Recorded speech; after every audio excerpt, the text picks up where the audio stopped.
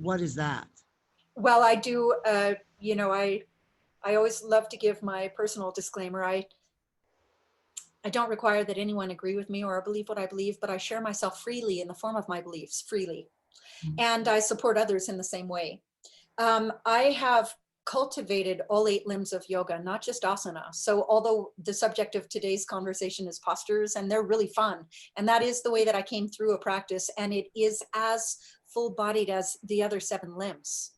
Um, but I will tell you, there are 7 other limbs. And some of them are the niyamas. The fourth niyama is self-study and spiritual study. And I do believe that we are vibrational beings in a vibrational world. And I do believe that everything we see is what I'm going to call the indication of what's active within us in the form of our relationship with ourselves in the context of our lives. I believe that we have precognitive agreements, and we came here to learn something. And then the lesson was introduced to us along with thought identification, right? So the level of us that is a body in and of itself, thoughts and beliefs, egoic identification of self as separate, and how we actually take who we think we are and project it into the world to create what we see. So I will say that the answer to your question is bigger than how did, and by the way, what I learned through that asana practice is like mind-blowing, otherworldly. And I share everything that I learned with the body as a learning device for the mind and the connection to central nervous system. And I learned all of that, and I share it freely in the ways that we've already discussed. But there are 7 other limbs, and those involve things like self-study, spiritual study, devotion, acts of service. And I've cultivated those as equally and share them as well. And so I am embodiment on levels that do go beyond only the limb of asana or pranayama, as in a practice. Well, I mean, before I wanted to move on from to the bigger picture, but how important is breath? Because you haven't really talked about breath, but you say it is talk about the importance of breath in the practice. I'm going to say breath is more important than any of those postures.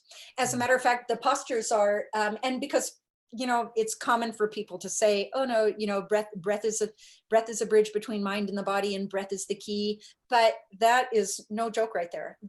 These postures are literally put your body in this position, breathe there. Put your body in this position, breathe there. And by the way, it's not just put your body in this position, it's breathe your way into this position and breathe into your body in that position. Breathe your way into this position and breathe into your body in this position. And especially, I've done a little bit of backbending in my time. And when people ask me to teach them backbending, and I think this might be the second time I'm saying it now, it's really able to be heard and felt. It's not about, let me say the whole thing. It's not about bending your spine backwards. It's about relaxing and connecting to calm, deep breath while you bend your spine backwards. Because if you can breathe there, you can calm down there. And if you can calm down there, you can spend time there. And if you can spend time there, you can do some work there. You can get to know yourself in that position. And I call it, you can get to love your life in that position. And so what I want to tell you is most people, and remember, I'm not just talking about the mat, I'm talking about the mat and the life, because the consciousness with which you conduct the practice is the same as the consciousness with which you conduct your life. Learn it on the mat to use it in the life. A lot of people get their central nervous system a little triggered by a backbend posture, by a hot yoga class, and they freak and they can't wait to get out of there. And that's the same way they react in the life. You get a little trigger with the central nervous system, you freak, you can't wait to get out of there. You can't think clearly, you go into fight or flight, you start losing the breath. Relationship, right? All yeah. that. Yeah. So breath is everything, because you simply cannot and will not ever be able to do the work to get into those positions. Remember the one where you said, that's like meditative. Yeah. And are you relaxed there? I'm like, absolutely. That's breath. That's good. No, I love everything you're saying. And we're good. We can keep talking, but I want to look at the bigger picture, because do you have time a little bit? I do. Yeah, absolutely. Although it's starting to rain out here on East. Oh, wow. But that's fine. disconnected the computer. But so let's take it to the bigger situation we find ourselves in. Let's do the yoga of like the crisis we're in and the world in trauma and the world not knowing how to bend backwards in a sense and move forward and breathe into a new state mind. How do you apply everything you've learned to the bigger picture now? I want to say that I feel a little bit equipped to be in service to humanity, quite literally. That's a big statement. I know it. I don't say it with ego. I say it the opposite, with no ego.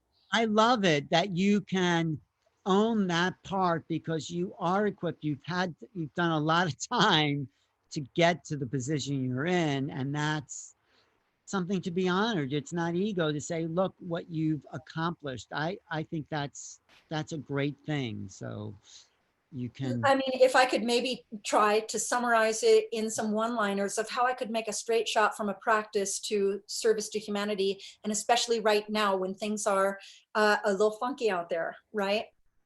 It's that I've learned to, when I'm triggered, to stay connected, to calm, deep breath, and to stay deeply rooted and grounded.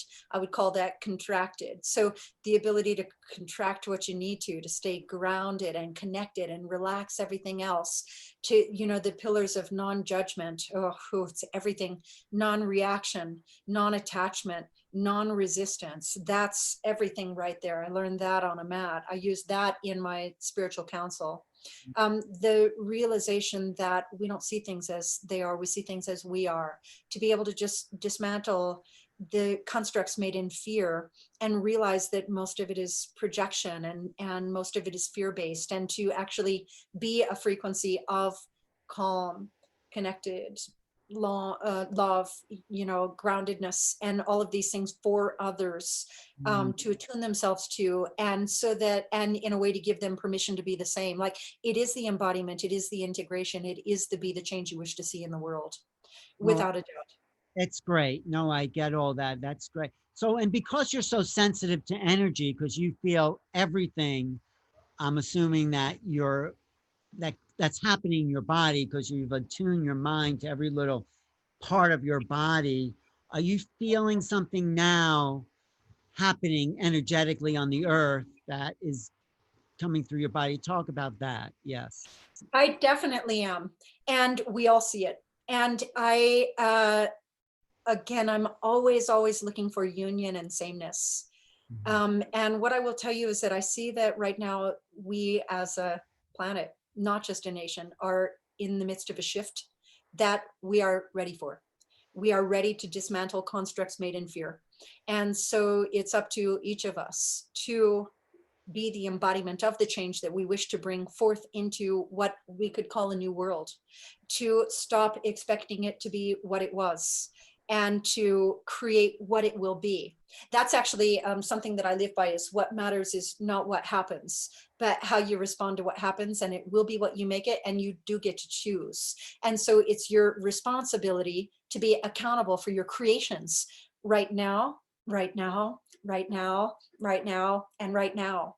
And so to have that level of connectedness with exactly where you're at in pure time, which by the way is learned in postures, is one way for sure.